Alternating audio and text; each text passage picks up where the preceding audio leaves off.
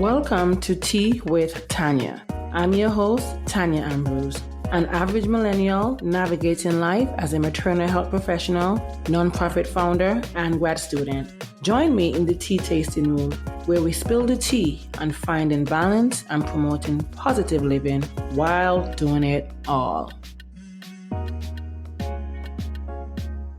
Hey friend, welcome back to another episode of Tea with Tanya, transforming every aspect. The last time you and I met here in the tea tasting room, I was a little bit under the weather. My voice was not voicing the way it should have, but I wanted to ensure that you guys knew here in the tea tasting room, you were able to get that episode so you can listen, you can see what we have coming up on this new season. And if you're new here, thank you for joining me here in the tea tasting room. Every Tuesday we come here and we're going to sip on some tea. We're going to continue to work on our health and wellness so that we can just become the boss and CEO of our health and wellness so that we can continue to transform every aspect of our life. So if you listened to last episode, you would have heard about our new update, our new name, a name change, Tea with Tanya, transforming every aspect, because for the rest of 2024 and beyond, we're going to continue to transform every aspect. On the last episode, I would have shared my meaning behind the name, and it just resonates really well with me because I'm currently in my era, in a phase where I'm all about success. I'm all about choosing myself. I'm all about just getting healthy in every aspect, from physical, mental, emotional, and even spiritual on this journey. It's very important that I transform every aspect, because I do believe that we evolve as the days go by. The Tanya from 2 weeks ago isn't the Tanya that's talking to you today. Obviously, I mean, the Tanya from about 2 weeks ago, her voice was acting up. You know, she was going through some little health situation, but now I'm back on the road to recovery, back on my health journey, because again, I am very intentional and I want to be very intentional when it comes to every aspect of my life. So that was one of the meaning, or one of the reasons why I decided to give our name here in the Tea Taste Room an upgrade. So yes, you're listening to the Tea with Tanya, Transforming Every Aspect podcast. I'm happy to have you here in the tea tasting room. Before we get into today's episode, I am going to share the tea of the month. Now, again, I know usually in the past, we'll usually have our tea of the week, but your girl, we're trying to do something special here in the tea tasting room. And I think it's going to be beneficial for us. So every month, we're going to try a different tea. And of course, you're welcome to have any other tea within the weeks that we meet here in the tea tasting room. And of course, you know how it is. Send me your recommendation, because I'm trying to set my tea game up in 2024. So definitely want you to share your favorite teas with me. But on this episode, or for this month, we're going to be having chamomile and lavender. Every time I say that word, I'm not sure if it's chamomile or chamomile, but I'm just going to go with how I usually call it, and that's chamomile and lavender. And of course, if you're listening, you're probably thinking, oh, Tanya, that's a tea that I drink before I go to bed. And of course you can, but for me, it's one of my favorite teas. And, of course, chamomile contains a powerful anti-inflammatory and antimicrobial compound. And that has a cooling effect on our digestive system, and it helps to relieve aches and pains of, let's say, a cold or the flu, but it also can help speed recovery from any illness as well. And then lavender is also an anti-inflammatory and cooling to the digestive system. Now, if you know, here, over here in this tea tasting room, your girl Tanya, she's been having some issues with her digestive system. I have done allergy testing. I've done a colonoscopy. I've done it all to ensure that I'm getting to the bottom of my health and my health issues. I don't want to say issues, it's not really an issue, but just, trying to figure out what's going on with my body. So right now, the best tea of choice for me this month is going to be the chamomile and lavender, because of course it's going to be easy on my digestive system, and that's what I need to be doing. That's a focus for me for the next couple of months as well. But again, I am happy to have you here in the tea tasting room.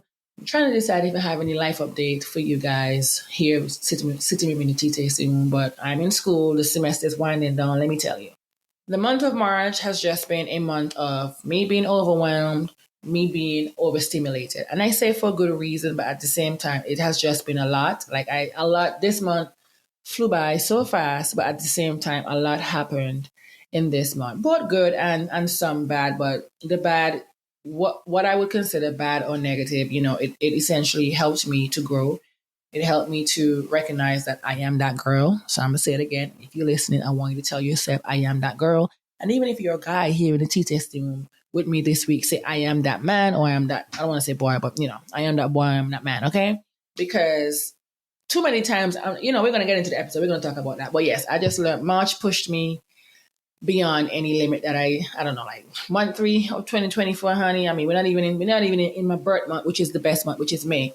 But never, like I said, March just really was an overwhelming month, and I really was overstimulated, all in good reason. Like my social media numbers went down as far as my screen time for social media went down, which is not a bad thing. But a lot happened, and that also birthed the new name here in the podcast, and that is transforming every aspect. Now, today, if you can't tell, we're going to be talking about the art of letting go. And it was important. To be honest, we had another episode planned for this week as we started the new season, but something just kept telling me that I needed to start with this particular episode as far as what it means and how it's going to set the tone for this season, and just speaking about my experience over the last few months. So we're going to be talking about the art of letting go when it comes to cultivating mental clarity and emotional freedom. Boy, let me tell you. But anyway, we're going to get into today's episode. But before we do, I do want to leave an affirmation of the week. And I say affirmation, well, you can take this how it is. And I'm stealing this quote, essentially. I'm borrowing this quote from Pastor Travis Green here over at Forward City Church in Columbia, South Carolina. That's my home church now. And the Easter Sunday service was just exactly what I needed to hear. So I'm hoping I can relay some of that message to you here in the tea tasting room. So if I get a little bit too preachy, just say, you know what, Pastor Ambrose, bring it back in, okay?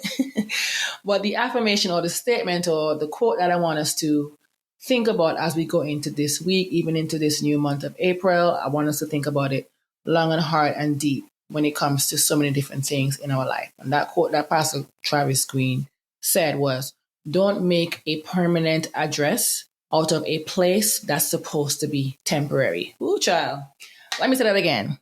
Don't make a permanent address out of a place that's supposed to be temporary. Okay? When I said that quote, knocked the wind out of me, honey, listen, he did his good preaching today.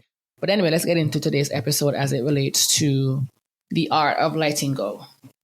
So, first of all, letting go, I think, is a phrase that we've all heard before. I've heard it many times. I've said it to many people.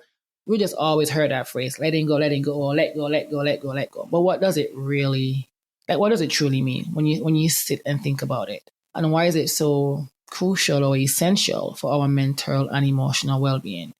And to be quite honest, when I think about how we can transform our lives, sometimes we have to release the attachment to our past, our expectations, and negative emotions. Because let me tell you, one thing about me, and it can be a good and a bad thing. I tend to have high expectations of everyone that I either come in contact with or I've developed a bond with or some sort of relationship.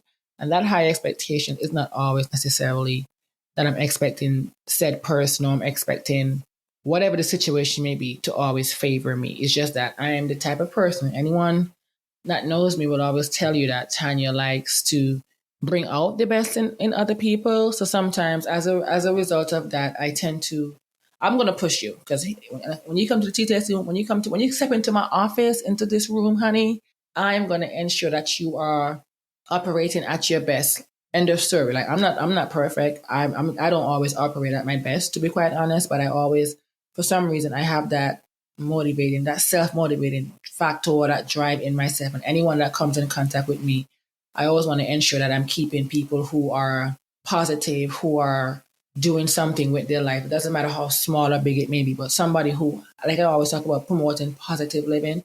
That's what I aim to do. So sometimes I be out here having some very, very high expectations of people, and then I in turn end up get disappointed or hurt because I place that expectation on the individual. They did not. You know what I mean?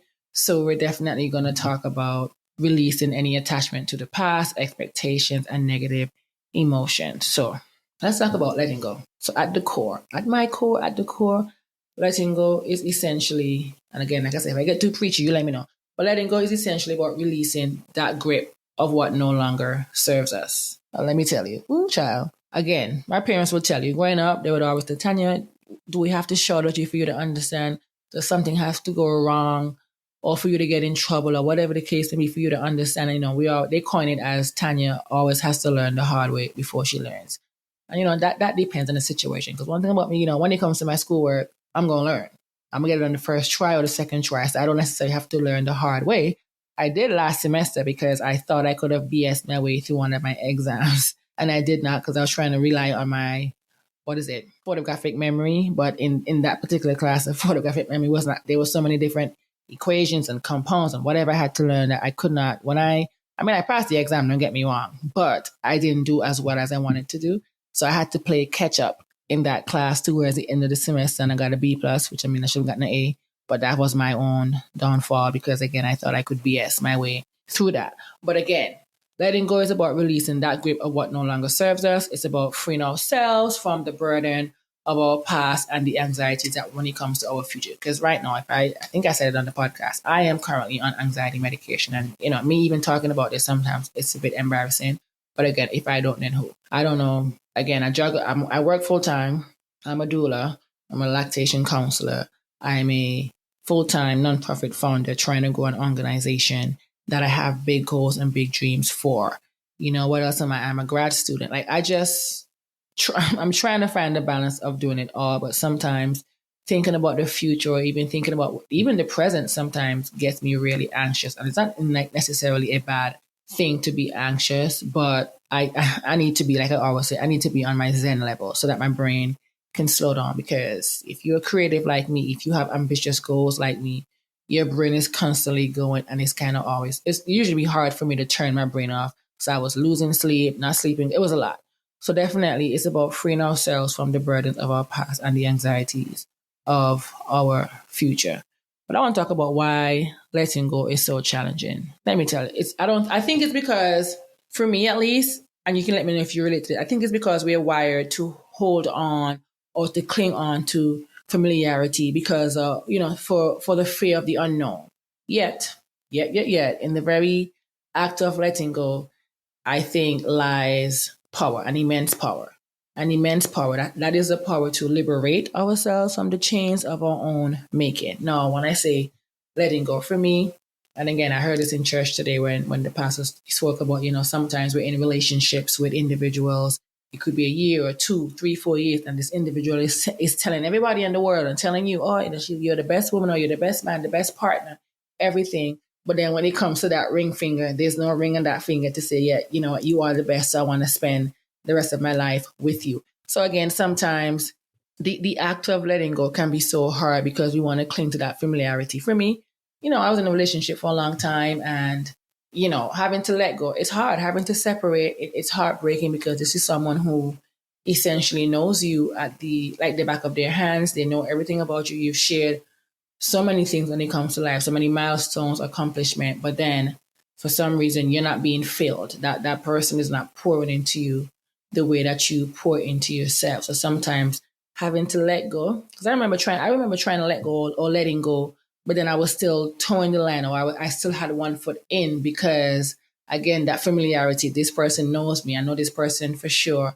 has my back no matter what. But again, we weren't as compatible as we would have liked, or just sometimes things do come to an end. But again, letting go can be so hard because it's familiar territory. We don't know what's going to happen for the future, and that's why, again, that's why we cannot predict the future. We just got to take it one day at a time. And for me, in this current phase of my life, I'm taking it one moment at a time. Like, it's not even one day anymore. It's literally one moment at a time. When we talk about letting go, let's talk about letting go or moving on from hurt. Moving on from hurt. Ooh, child. Moving on from hurt is a journey that essentially begins with acknowledging our pain and granting ourselves permission to heal. I'm going to say that again. Moving on from hurt, it's a journey that begins with acknowledging our pain and granting ourselves permission to heal. Now, whether it's the sting of a broken relationship or the ache of a missed opportunity or even the wounds, our wounds have a way of lingering on. And sometimes that can cast a shadow over our lives. Now, when we're talking about, again, moving on, whether it's from a relationship, you may be heartbroken. I've experienced heartbreak, and it's just like, wow, why are we here again in this phase of life? But then you realize sometimes you pour your all into everything. That could be a relationship, it could be a friendship, it could be your career, your job, where you're pouring your all into said job where one, you're not even getting a raise or promotion, even though you break your back or you just keep doing the most for this one company or whatever it is. You're not getting a promotion.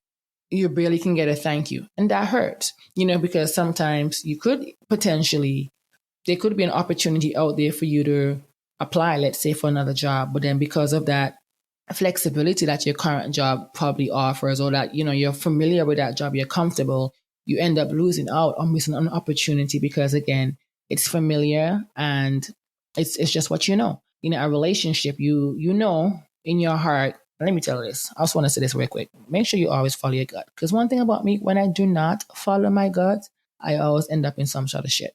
Like, every single time I don't follow my gut. And it pisses me off sometimes because I'm like, oh yeah, let me just go against my gut and just think it's gonna be a different outcome. And most time it's never that. So never, always follow your gut. But whether you got your heart broken from a relationship, somebody that you poured your heart into, somebody that you envisioned your future with, and all those happy thoughts you had while dating this person, and all the hopes that you had for this person, only for this person to hurt you. And that happens in life. Sometimes you don't even know what's the reason behind someone hurting you or breaking your heart. And sometimes you can't even fathom or even understand why anyone would want to even hurt someone or even break your heart. I mean, trust me, I've been there.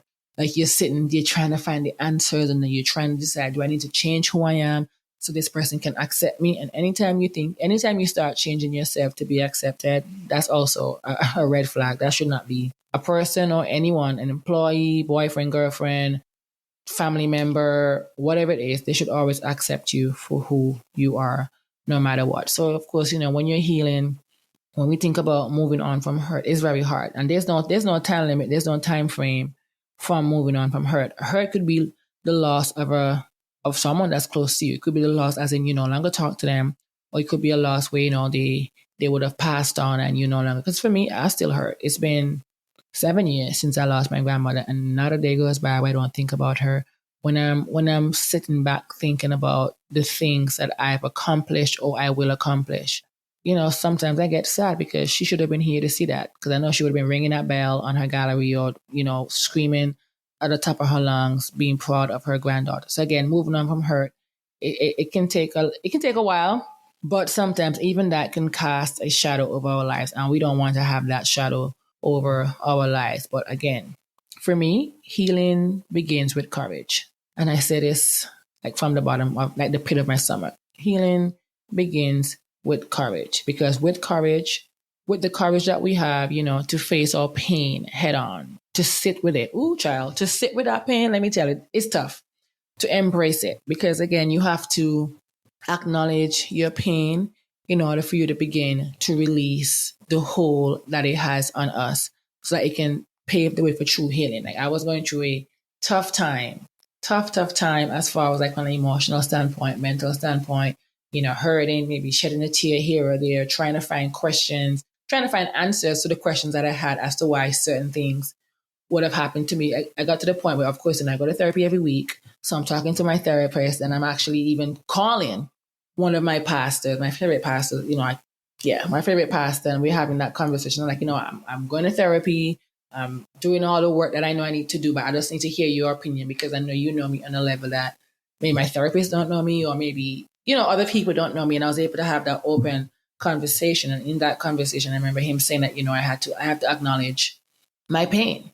Acknowledging my pain is going to be able to release the hold that it has on us and pave the way for true healing. And let me tell you, since that conversation, and then of course continuing therapy, I've found a way to move past the hurt. Well, I'm going to say work through the hurt, because I don't think I've necessarily moved past. Because knowing me, I do not move past anything that easy, especially when it involves my heart being broken or being disappointed or sad in how certain things turn out. So you definitely want to work through your hurt, but also know that it's going to release that hold that it has on us. Because let me tell you, child, letting go is not easy, especially when you have a certain vision for how you want certain things to go. Like I said, that could be relationships, friendships, career, just your life. Even if you're a mom, like, that relationship with your child or children, it's a lot. So you definitely want to acknowledge the pain that you're feeling, and then get that courage to face your pain head on, because we cannot run away from it. There have been times when I tried to run away from my hurt,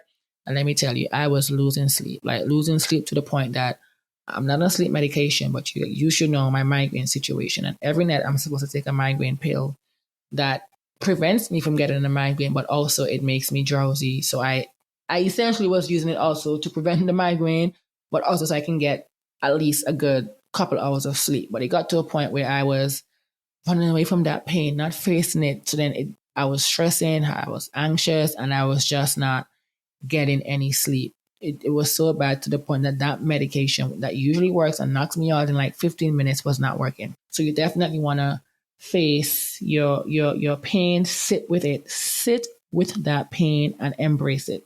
Because once you acknowledge it, you'll be able to release the hold that it has on us. You want to focus on yourself. Focusing on yourself, again, that's not selfish. And as they say, the phrase, it's self-care. Self-care is not selfish. We live in a world that demands our constant attention. I mentioned earlier about me being overstimulated and overwhelmed, because again, we live in a world that often demands our constant attention and even validation. So it's very, very easy for us to lose sight of our own needs and desires. And that's something that I struggle with even to this day. Have I done better when it comes to putting myself first? Absolutely. But I have a lot of work to do. I have a lot of work to do when it comes to putting myself first. Because I always believe about, service above yourself. Like I mentioned, I always want to see the people around me, everyone who I consider to be a part of my life. I want to see you flourish. You're here in the tea tasting room with me. You're listening to my voice. I want you to flourish. I want you to live your best life. I want you to do things that's going to benefit you, that's going to make you happy. But I don't want you to lose yourself, because I've been in a position where I've lost myself. I'm in the process of relearning myself, but also I'm also learning what it means to focus on myself. And that's not selfish. That is definitely not selfish. So don't you ever feel bad for focusing on putting yourself first. Because the reality is, not many people don't always put other people first. Like, I live in a world where sometimes I think I'm living in a fantasy world where I'm putting everybody first. I want you to win. I want you to win. And I do. But in that time, I cannot pour from an empty cup. And there's been numerous times where I've poured from an empty cup. When I say empty, that even if you turn that cup upside down, you're going to even get a drip. And I can no longer live my life like that. So I encourage you, if you are like me, please don't. Let's try to focus on ourselves, because that's when we'll be able to help others or be our best self and show up for ourselves as best as possible. Letting go is about redirecting our energy inward. It's about nurturing our own growth. It's about honoring our own worthiness. Sometimes we talk about, I know my worth. But do we really know our worth? You tell me. Send me a DM, comment on the next post when you see on Tea with Tanya podcast, and let me know if you really do know yourself or know your worth as it is. Because for me, I'm like, yes, I know my worth. And then I find myself not living in that worth, not living in that truth. I'm dimming my light so I can let someone else shine, because, that particular person or individual, it doesn't matter in what situation or what setting it is, they need to be the center of attention, or they need to be the only one in the room that's smart or can speak eloquent, or whatever the case may be. And sometimes I found myself dimming my light. I'm like, girl, do you know who you are? Like, I had a conversation with a friend of mine. I'm going to give her a shout out, and she's been a guest on the podcast at least 2 or 3 times now, and that's Michelle, or Nikima, aka Michelle. I had a conversation with her a couple of weeks ago. Nikima and I are the kind of friends that we don't talk every day because we're busy living our lives as far as our career and school. But we do check in. And when we check in, the check-in is like 3, 4, 5 hours literally on the phone. All conversation, no breaks, no breath in between. Like, I don't know how we do it, but it's just that I had a conversation with her a couple of weeks ago when I would say, when I had to acknowledge how hurt I was, when I had to acknowledge a situation for what it was or what it is. And I had the conversation with her because I think I replied to her Instagram story at one point in time about something. And she's like, oh, Tanya, well, she's the only friend that called me Tanya. But anyway, she was like, no, Tanya, this is sounding serious. I have to call you. So, of course, we do what we do. We schedule our call and we had the conversation. And I just remember feeling so free after having that conversation with her. And I felt the same way after having that conversation with my best friend, Jarena, as well. Because, again, I'm able to be my authentic self with them. The same thing with my friend Stephanie, one of my best friends, Stephanie, I can just be my authentic self without any fear of judgment. And I just remember at the end of all these conversations, just knowing my worth. And the first thought that came to my mind was, I'm that girl. And of course, I started singing Beyonce's I'm That Girl, But again, when we talk about letting go, I want us to redirect our energy inward, nurture our own growth, and honor our own worthiness. As we say, nobody more than you. Honor your own worthiness so that you can reclaim your power and find that value that resides within you, within myself, and every one of us in this world. You know what I mean? That's going to be key when it comes to letting go. And like I said, I'm still working through letting go so many things that as it relates to maybe career, as it relates to relationship, as it relates to friendship, as it relates to things even within my nonprofit, to be quite honest with you, even things here on the podcast, I'm having to go inward and nurture that growth that I'm seeing. The consistency is the reason why my podcast is growing. Like never in my life would I think I'll be here and almost approaching 100 episodes. Like what? Pinch me, please. Okay? Pinch me. But I definitely want us to ensure that we are honoring our own worthiness. That is key. I want to transition and talk about the importance of mental clarity. And I truly believe, and this was a conversation I had with my therapist as well. I believe that it's a precious gift that comes alive or it emerges when we release the clutter of our mind, the regrets of the past, the worries of the future. When I tell you the regrets of the past, child, something that I try not to do. I try to if I dream something, it's gonna happen. So I've been having very vivid dreams about letting go of certain things, certain mistakes that I made in the past, whether it's within my family, within relationships, within friendships, whatever it is. I've been working very hard to forgive myself for that because again, I was probably younger or I didn't know better, so I'm just choosing to release that because a lot of that lives rent free in my head. And let me tell you, rent ain't cheap. I ain't got time for all this space or all these occupied regrets in my mind. Like, no, I cannot. Like, I have a lot that's going on. And if you're listening, I'm sure you have a lot that's going on or things that you want to achieve. So why are we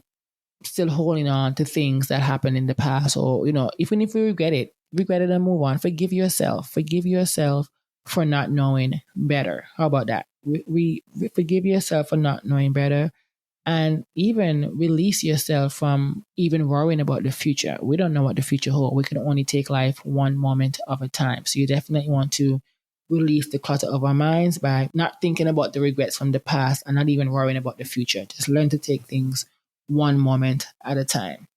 So I'm thinking, how do we cultivate this clarity of the mind amidst the chaos of our daily lives? And that's a question that I have on my post-it because again, when I say chaos too, sometimes chaos doesn't have to be negative, but at the same time, if you're juggling a lot, or even if you're not even juggling as much as the other person, because again, my thing is no one is much more busy than the other. We're all busy in our own way. So you definitely want to. We're going to figure out how we can get clarity during the chaos of our lives. And again, like I said, chaos doesn't have to be anything negative. It can just be a lot that you have going on. You could be you could be a mom working a full-time job, being in grad school or being in your undergrad or community college, whatever it is, working on a certification.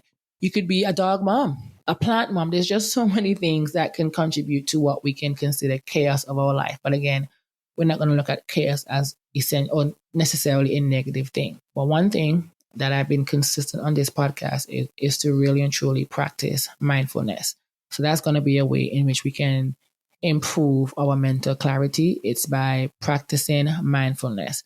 And that's going to help us to bring attention to us so we can go inward so that we can be fully present in whatever moment, in any moment, and allowing our thoughts to come and go.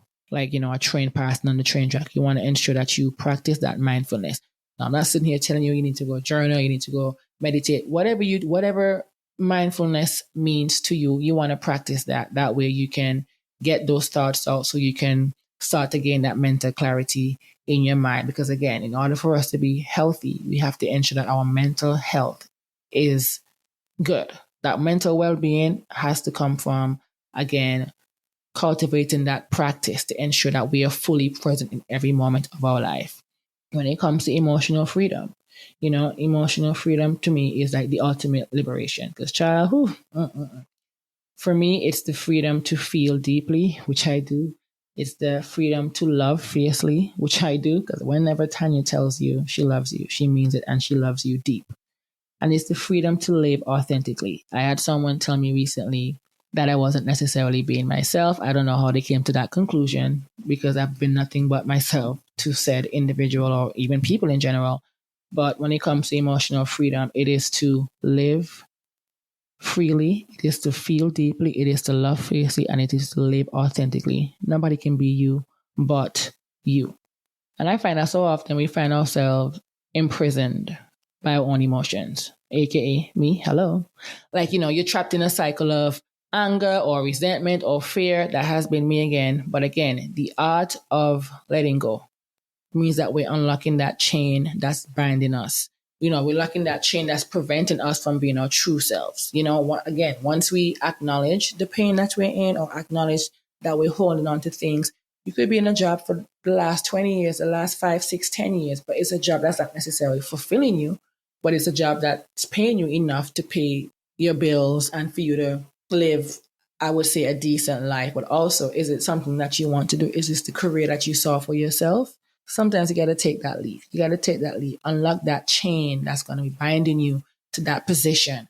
Unlock that chain that's binding you to a relationship that's not progressing. Again, I heard the pastor said today that sometimes we end up in certain relationships, and I think he was talking about relationships for a second, and he said that a person, you could be full inside. You could be beautiful on the outside, but you're full. You have some sort of substance in your life, some substance to offer your partner. But your partner may see someone who is much more prettier, maybe more curvier, whatever it is, but then that person does not have the substance that you have inside to give that person. You know that phrase when he says, the grass is greener on the other side. I don't know how I feel about that phrase, but when he said that, I'm like, you know what? Sometimes, again, we're here, we're doing a job that's not filling us, but you know what? It's familiarity again. So you just want to remove that chain, like Tasha Cobb say, break every chain. You want to ensure that you're removing that chain that's binding you or preventing you from not being your true self. Acceptance. We have to accept ourselves. That's another cornerstone or another art of letting go. It's about embracing your life as it is and not what we wish it to be. And sometimes I think we get so caught up, myself included, about what we want life to be. All this, oh, I wish. And we're not even embracing the life that we have currently or how we're living right now. But again, it's not even giving up. It's not even admitting defeat, but it's about surrendering, of course, to the ebbs and flow of existence. My friend Gianna, she likes to talk about surrendering, surrendering to the ebb and flow of our daily lives, trusting in the wisdom of the universe and just finding peace amidst the chaos. And that's a big thing for me these days, just finding peace in the midst of chaos. It's hard. It's not always easy, but when you find those coping mechanisms, when you know that you're that girl, you're that guy, when you know that you're just that person, you definitely have to find the peace no matter what chaos is happening around you. And again, sometimes chaos doesn't even have to be a negative thing. It can just be you have a lot going on, like myself. It's a lot going on, but you're also in the midst of doing everything that you want to do, that you love. You must find peace. And as I come to the end of our tea tasting session here, as we're talking about the art of letting go, I want you to do something for me. I want you to reflect on what it means for you. What are you holding on to that is weighing you down? What would it feel like to release that burden and embrace the freedom that comes with letting go? Again, what are you holding on to that is weighing you down? What would it feel like to release that burden and embrace the freedom that comes with letting go? And I'll share my answer with you. I think I'm holding on to the potential. I'm holding on to the possibility. I'm holding on to thinking I know what the future is, when in fact, the present right now is telling me and showing me everything that I need to do or what I need to do as it relates to letting go. Whether it's regarding any friendships, any relationships, anything that relates to my academic career or my career as a public health professional, whatever it is, if it's not serving me, I'm going to find a way to let go. It weighs me down. And again, it's not something that's going to happen overnight. You have to work through. We talk about moving past what we really and truly have to work through, whatever it is that's weighing us down. What would it feel like to release that burden and embrace the freedom that comes with letting go? It'll be peaceful. Peace be still. May peace be with you. I think for me, if I were to release that burden and I really, really, really and truly embrace that freedom, I'll be much more happier and I'll be much more at peace. So that's your homework for this week. What are you holding on to that is wearing you down? What would it feel like to release that burden and embrace the freedom that comes with letting go? I want you to remember, my friend, that letting go is not a one-time event. It is legitimately a continuous practice. It is a journey of relearning yourself, of self-discovery. So I want you to take it one step at a time, one moment at a time. I want you to do that with compassion, grace, and knowing that with each release, you're going to be moving closer to the peace and fulfillment that you seek, myself included. That's all I have for you. And I want you to carry this statement into the week. Again, don't make a permanent address out of a place that's supposed to be temporary. I want to thank you for joining me here in the tea tasting room, my friend. I'm happy that my voice is back. I'm happy to be here. This new season is going to be, the tea is going to be serving. It's going to be hot. It's going to be hot. So until I see you next time here in the tea tasting room, please remember, my friend, please remember to breathe, to believe, and to let go. I love you for listening. See you next week in the tea tasting room. Thank you for joining me for another episode of Tea with Tanya. If you like this episode, be sure to share it with a friend. Don't forget to follow on Instagram at Tea with Tanya Podcast. Be sure to subscribe to the weekly Tea Talk newsletter. And of course, rate on Apple or Spotify and subscribe wherever you listen. See you next time. I love you for listening.